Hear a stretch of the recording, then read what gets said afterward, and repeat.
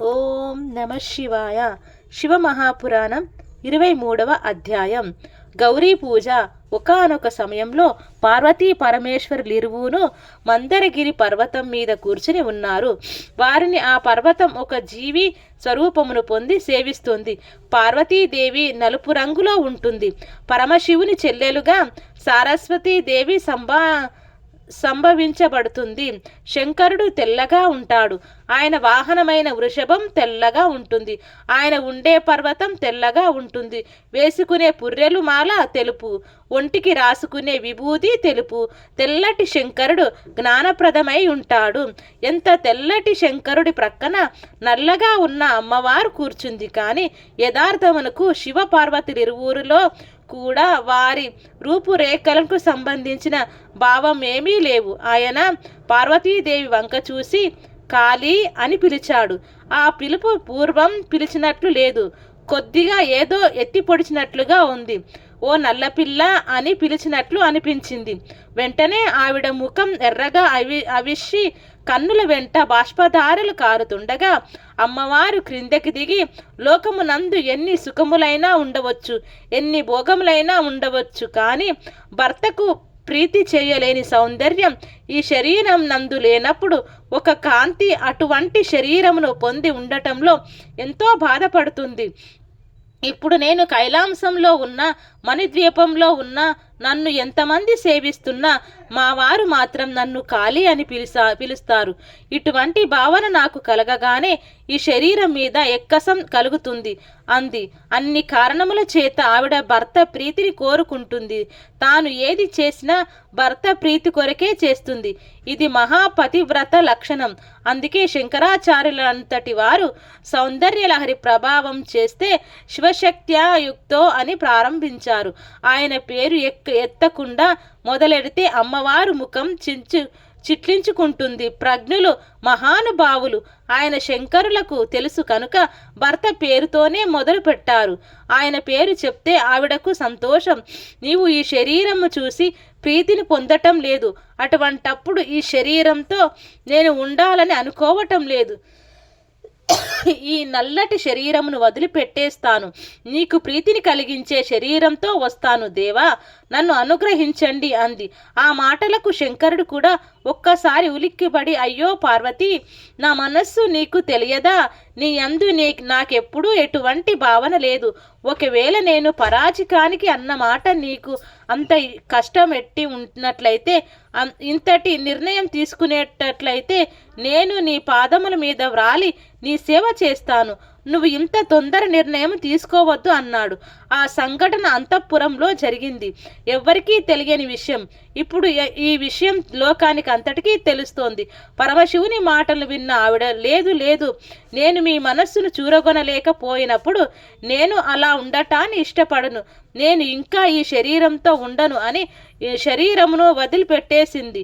మరలా ఆవిడ హిమవంతుని కుమార్తెగా పుట్టి గొప్ప తపస్సు చేసి పరమశివునికి కిల్లాలయ్యింది. ఇప్పుడు మళ్ళీ ఇంకొకసారి ఆవిడ తపస్సుకు బయలుదేరింది. ఆకాశ గంగలో స్నానం చేసి తపస్సుకు అనుకూలమైన వస్త్రములు ధరించింది. ఎవరు ఈ మాట అన్నాడో ఆయనకు ప్రీతి కలిగిన రంగును నేను పొందుతాను అని నియతమైన సంకల్పం చేసి తపస్సు చేయడం ప్రారంభించింది. ఆమెను తిందామని ఒక పులి వచ్చింది. ఆమెను చూడగానే దుష్ట గుణము కలిగిన పులి సాత్విక ప్రవృత్తిని పొంది అలా నిలిచిపోయింది. తిందామన్న కోరికతో వచ్చి నిలబడిన వస్తువుకు కూడా 3 రకములైన మలములు ఆవిడను చూసేసరికి ఎగిరిపోయాయి. అమ్మవారి పాదములకు ఉండే బొటనవేలి గోటి నుంచి వస్తున్న కాంతిని చూస్తే పాపములు ఎగిరిపోతాయని వ్యాస మహర్షి అంటాడు. అగ్నిహోత్రమును ముట్టుకుంటే కాల్చటం దాని ధర్మం. ఈశ్వర దర్శనం ఎలా చేసినా, అది ఏ దృష్టితో చేసినా, తెరిపారి అమ్మవారి వంక అలా చూసినంత మాత్రం చేత ఆవిడ దానిలో ఉన్న 3 రకములైన మలమును తీసి పడేస్తుంది. అదే పనిగా అమ్మవారు తపస్సు చేసుకుంటున్న ప్రదేశం చుట్టూ తిరుగుతూ అమ్మవారి తపస్సును భంగం చేయడానికి ఏ ప్రాణినికి లోపలికి రాకుండా కాపాడుతోంది. పిమ్మట శుంభ నిశుంభులు సంహరించడానికి ఒక రూపమును ఇవ్వమని బ్రహ్మ అడిగాడు. ఆ తల్లి ఇప్పుడు రూపమును స్వీకరించాలి. బంగారం రంగులో ఉండే మొగలి పువ్వు ఎలా ఉంటుందో అలాంటి రంగుతో, తెలుపు, ఎరుపు, పసుపు రంగులతో కూడిన రంగులోకి అమ్మవారు మారిపోయింది. గౌరవర్ణమును పొందింది కాబట్టి గౌరీ అని పిలిచారు. తన నల్లని శరీరమును పాము కుసుమము విడిచినట్లు అమ్మవారు లీలామాత్రంగా శరీరం విడిచింది. ఈ విధంగా విడిచిన నల్లని శరీరమునకు కౌశికి అని పేరు వస్తుంది. ఇక్కడ మీకు ఒక విషయం అవగతం కావాలి. పార్వతీ పరమేశ్వరుల మధ్య జరిగినది కాముని బాణముల వలన జరిగిన సృష్టి కాదు. అది లీలామాత్రంగా వీళ్ళిద్దరూ కలిసి కామేశ్వరుడై ఆ తల్లి లోపల మనస్సు నందు కదిలితే ఆ సృష్టిగా పరిగణించబడింది. కనుక ఇప్పుడు కౌశికి అనే పేరుతో నల్లటి శరీరమును ఇచ్చి ఈవిడ వచ్చి శంభు నిశుంభులను సంహారం చేస్తుందని బ్రహ్మ కోరికను తీర్చింది. ఇప్పుడు ఈ కౌశికి వెళ్ళి శంభు నిశుంభుల సంహారం పూర్తి చేసింది. ఆ తర్వాత అమ్మవారు విద్యావాహిని అయి వింధ్యా పర్వతం మీద కూర్చుని ఉంది. ఆ సమయంలో బ్రహ్మ అమ్మవారికి కైమార్చి నమస్కరించి స్తోత్రం చేసి ఒక సింహమును ఆవిడకి వాహనంగా బహూకరించాడు. ఆ సింహవాహన అనే పేరుతో, విద్యావాహిని అనే పేరుతో ఆ కౌశికి మనలందరినీ రక్షించడం కోసమని ఆ విద్యాపర్వతం మీద వేంచేసి ఉన్నది. ఇప్పుడు ఈ గౌరీ వ్యాఘ్రమును కూడా వెంటబెట్టుకొని పరమశివుడు ఉన్న మందర పర్వతం మీదకు వెళ్ళింది. ఆమెను చూసి పరమశివుడు ఎంతో సంతోషించాడు. పార్వతి, నేను ఆనాడు ఈ మాట ఎందుకన్నానో దానిలో గల రహస్యం ఈనాడు నీకు అర్థమయ్యింది. ఈ శరీరం విడిచిపెట్టి దీనితో రాక్షస సంహారం జరపాలి. ఇప్పుడు నువ్వు నాకు ప్రీతి కలగటం కోసమని అటువంటి శరీరంతో వచ్చి పక్కన కూర్చోవటం చేత లోకమునకు ఒక కొత్త మర్యాద ఏర్పడాలి. నీవు వాక్యం, నీవు విద్య, నేను అవిద్య చేత ప్రతిపాదించబడే జ్ఞానమును, విద్యా జ్ఞానము, ఈ రెండు ఎలా విడివవో ఉండవో అలా నీవు నేను ఎల్లప్పుడూ కలిసే ఉంటాము. నీవు సోమాత్మకంగా ఉంటావు, నేను అగ్నిస్వరూపంగా ఉంటాను. ఊర్ధముఖ ప్రయాణం నాది, నీవు క్రిందికి వెళతావు. నేనే ఈ సృష్టినంతటినీ లయకారకుడైన కేవలం బూదిగా మార్చి వచ్చినప్పుడు నీ అనుగ్రహం ప్రవేశం చేత మరలా సృష్టి పునఃసృష్టి జరుగుతుంది. కాబట్టి ఈ సమస్తము మనం ఇరువురమై ఉన్నాము. ఇక మనం విడవడనిది ఎప్పుడు. అటువంటిది నీవు నా మీద కోపపడి దూరంగా వెళ్ళినట్లుగా కనపడటం ఒక అద్భుతం. లోకరక్షణ కోసమని ఇద్దరం ఇలా ఆకృతులను స్వీకరించాం. మనం చేసిన ఈ లీల వృధాగా పోదు. రాబోవు కాలంలో లోకమునకు రక్షణ హేతు అవుతుంది అన్నాడు. ఇక్కడ మనం ఆ లోక రక్షణ హేతువైన విషయమును గూర్చి తెలుసుకోవాలి. ఆంధ్రదేశమునందు, తమిళ దేశమునందు ఒక అలవాటు ఉంది. మనం పెళ్లి చేస్తే ఆడపిల్ల ముందుగా గౌరీ పూజ చేయాలి. గౌరీ పూజ చేయటం వెనకాల ఒక రహస్యం ఉంది. అన్నీ అమ్మవారి స్వరూపములే. పరమేశ్వరునికి ఇల్లాలిగా ఉండటం చాలా కష్టం. ఎప్పుడు ఆయన మనస్సుకి ప్రీతిగా ప్రవర్తించాలి. ఏ చెరుకు విల్లు పట్టుకొని బాణాలు వేస్తే కాముడు సాధించలేకపోయాడో ఆ చెరుకు విల్లు తాను పట్టుకుని ఏమి మాట్లాడకుండా కూర్చున్న వాడిని మన కోసమని సంసారంలోకి తీసుకువచ్చి సింహవాహనం మీద కూర్చోబెట్టింది. ఇటు బిడ్డలకి తండ్రిని కూర్చోబెట్టింది. అటు ఈ సృష్టినంతటిని చేసి మరలా ఆవిడ అనుగ్రహంతో లోకమంతటిని ఆయనలో కలుపుతోంది. ఏకకాలంలో ఈ పనులన్నిటినీ అమ్మవారు చేస్తోంది. నూతన వధువు కూడా ఒకరికి ఇల్లాలు అవటం కోసమని పీటల మీదకి వెళుతున్నప్పుడు ఆమెకు కూడా సర్వకాలం యందు కష్టం వచ్చినా సుఖం వచ్చినా భార్యాభర్తకు విశ్రాంతి స్థానం కనుక ఆమె యందు అటువంటి బలం రావాలని ఆమె చేత సన్నికళ్ళు తొక్కిస్తారు. పెళ్లి పీటల మీద కూర్చునే ముందు పెళ్లి కూతురు చేత గౌరీ పూజ చేయిస్తారు.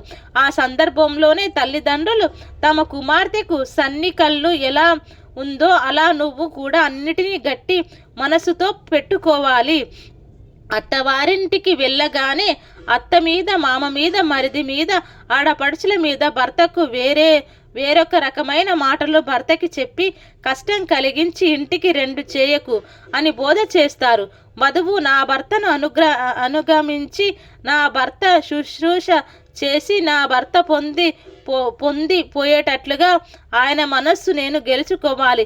ఏది చేస్తున్నా అయ్యో దానికి తెలియకుండా చేయటమా, నన్ను అంతా అనుగమించే మనిషి కదా అని దానికి చెప్పి చేద్దామని చేసేటట్లుగా భర్త మనస్సు గెలుచుకోగల స్థితికి నాకు కల్పించు.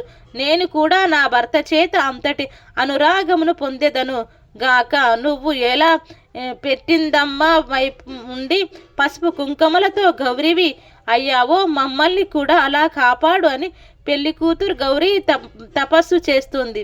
మన హర్షధర్మం అంత గొప్పది. మన జాతి దంపతులు అలా ఉండాలని కోరుకుంది.